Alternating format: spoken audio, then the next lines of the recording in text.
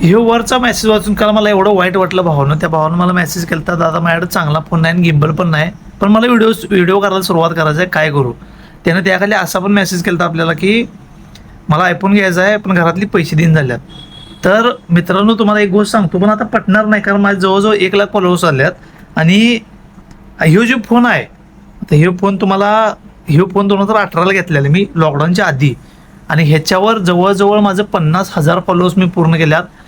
आणि मी असा विचार कधी केला नाही की माझ्याकडे फोन नाही, मी व्हिडिओ कसं करू, माझ्याकडे गिम्बल नाही, काय करू, काही नाही भावानो.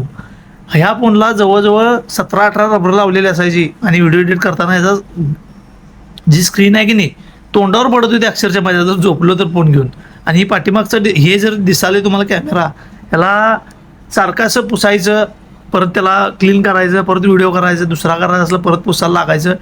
ह्या परिस्थितीनं मी आले. पण तुम्हाला ही गोष्ट आता पटणार नाही, कारण माझी फॉलोअर्स झाल्यात, मी नवीन फोन घेतला आहे, क्लॅरिटी चांगली आहे.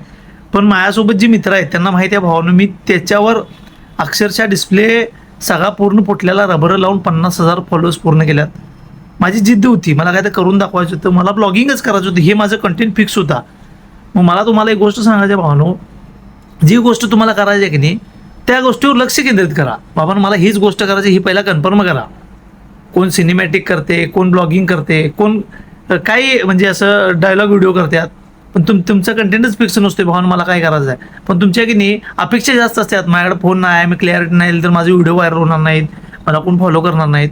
तर भावानं मी तुम्हाला एक गोष्ट सांगतो, जर तुमचा कंटेंट चांगला असला तर मोबाईल आणि व्हिडिओ क्वालिटी मॅटर करत नाही.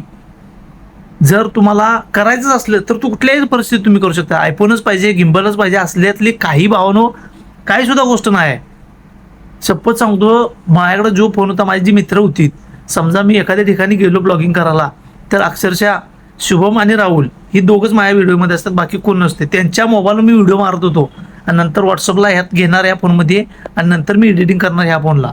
असं जर तुमच्या मनात काय ब्लॉगिंग विषयी किंवा कंटेंट क्रिएशन विषयी प्रश्न असतील तर भावानो तुम्ही प्रश्न विचारा कमेंटमध्ये, त्याचं उत्तर भावानो तुम्हाला पुढच्या व्हिडिओमध्ये नक्की मिळून जाईल.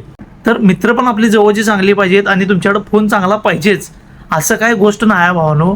पण लक्षात ठेवा, जर तुम्हाला करायचं असलं तर सुरुवात करा, भले ती कशी असू दे, काही असू दे, थोडा वेळ लागेल, पण जी गोष्ट तुमच्याकडे आहे त्या गोष्टीपासून सुरुवात करायला शिका. जर तुम्ही अपेक्षाच पहिल्यापासून मोठ्या ठेवल्या तर भावानो त्या गोष्टी घडत नाहीत, लक्षात घ्या. आणि शून्यातून जो सुरुवात करतोय त्याला हरण्याची भीती कवाच नसते, ही गोष्ट कायम लक्षात ठेवा.